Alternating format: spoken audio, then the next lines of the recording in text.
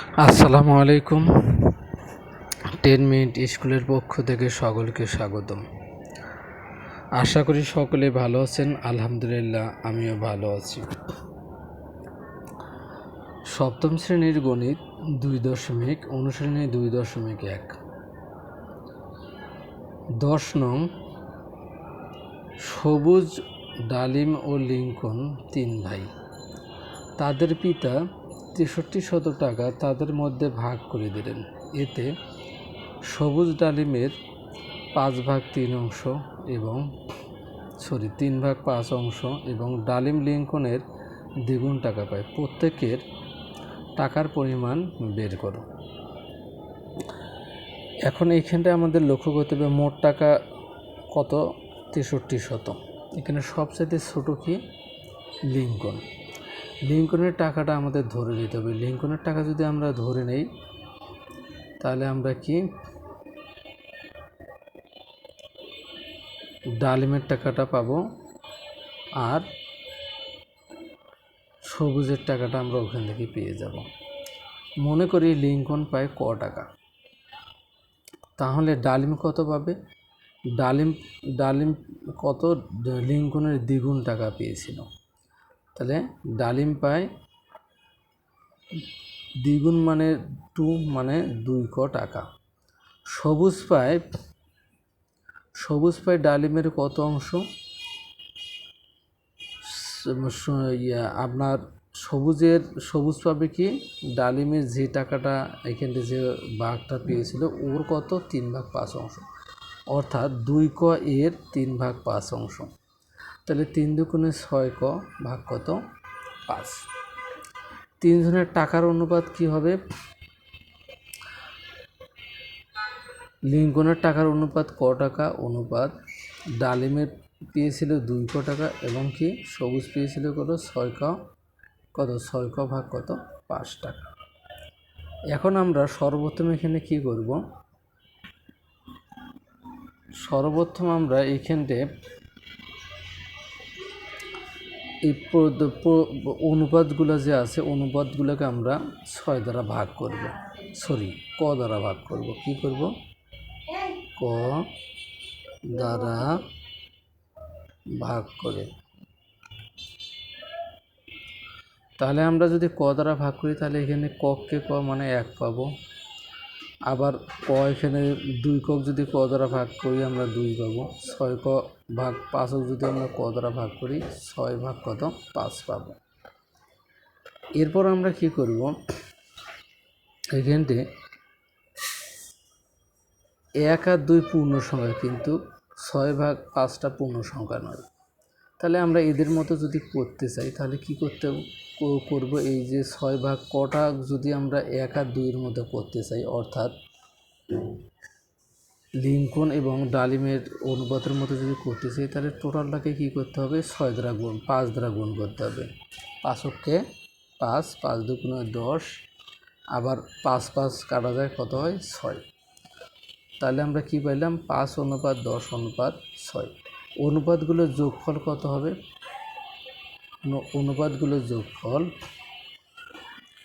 অনুপাতগুলোর যোগফল হতেছে 5 যোগ 10 যোগ 6 কত, 21। লিঙ্কন পায় মোট টাকা ছিল 6300, এর লিঙ্কনের অনুপাত ছিল কত, 5, আর অনুপাতের যোগফল কত ছিল, 21 দ্বারা যদি আমরা 63 ভাগ করি, 3 21 63, এই 2 শূন্য কেটে নিয়েছি, 3 পাশে 1500 টাকা। ডালিম পায় 6300, এর ডালিমের অনুপাত ছিল 10 আর অনুপাতের যোগফল ছিল কত, 21। 3 21 63, 2 শূন্য কেটে নিয়েছি আমরা, 3 কে 3, 1 2 3টে শূন্য মানে কি 3000 টাকা। এবং সবুজ পায় 6300, এর 6 ভাগ 21। আমরা 21 দ্বারা যদি 63 কাটি তাহলে 300 পাবো।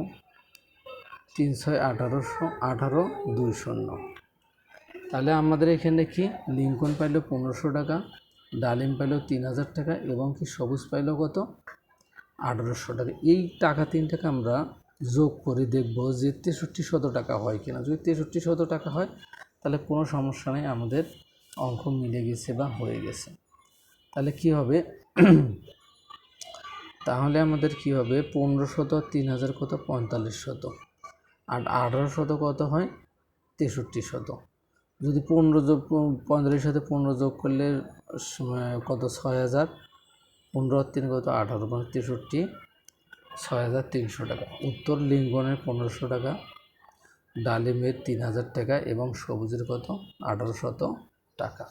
এটা আমাদের কি 10 নম্বরের উত্তর। এরপর 11 নং অঙ্ক কি বলছে, তামা দস্তা ও রূপা মিশিয়ে এক ধরনের গহনা তৈরি করা হলো এবং ওই গহনায় তামা ও দস্তার অনুপাত 1:2 এবং দস্তা ও রূপার অনুপাত 3:5।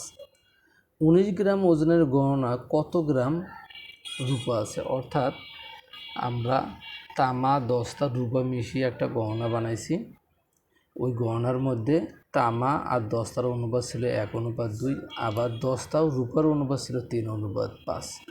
এগুলো আমরা মিশ্রণ করিয়া 19 গ্রাম ওজনের একটা গহনা বানাইছি। এখন কথা দিচ্ছে আমাদের বের করতে বলছে অঙ্কে যে রূপা কতটুকু আছে, কত গ্রাম রূপা আছে বা কতটুকু আছে।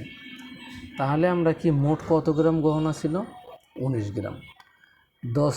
তামা অনুপাত দস্তা সমান 1:2 এবং দস্তা অনুপাত রূপা সমান 3:5। এখন দেখেন প্রথম রাশি তো কি আছে দস্তা আছে, পরের রাশি তো দস্তা আছে।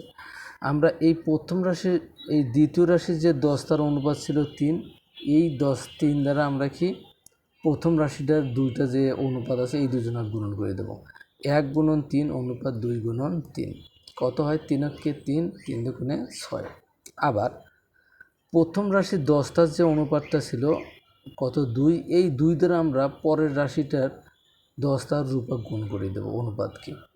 3 গুণন 5 অনুপাত 5 গুণন 2 কত হবে 3 দুগুণে 6, 5 দুগুণে কত 10। তাহলে এখন আমাদের কি হয় এখানে এই 6 দস্তার অনুপাত, এই 6 দস্তার অনুপাত, মানে এরা দুজন কি এটাকে বলি আমরা কি সমানুপাত। ঠিক আছে,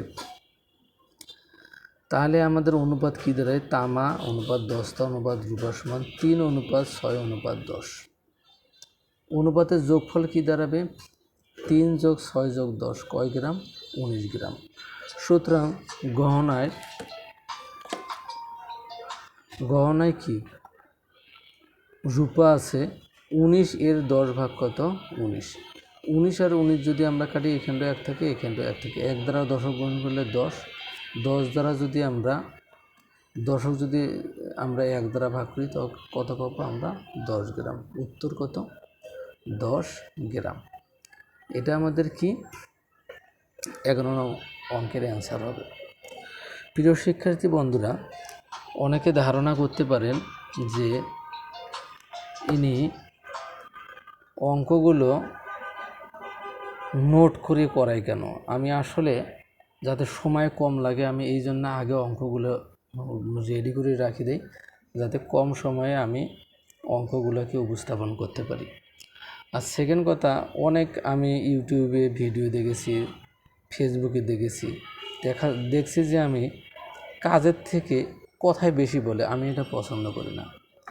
ঠিক আছে, যতটুকু সময় আমি ব্যয় করব ততটুকু সময় আমি অবশ্যই কাজ করব। আমি এই পেজ এবং ইউটিউবের আমি চ্যানেল খুলেছি আমি যে ছোট ছোট যে ছাত্ররা আছে শিক্ষার্থীরা আছে এদেরকে আমি সহযোগিতা করার জন্য, যাতে প্রতিদিন যদি কোনো একটা স্টুডেন্ট বা কোনো একটা ছাত্র আমার এগুলো ফলো করে অবশ্যই সে ভালো কিছু শিখবে, এটা আমি বলতে পারবো।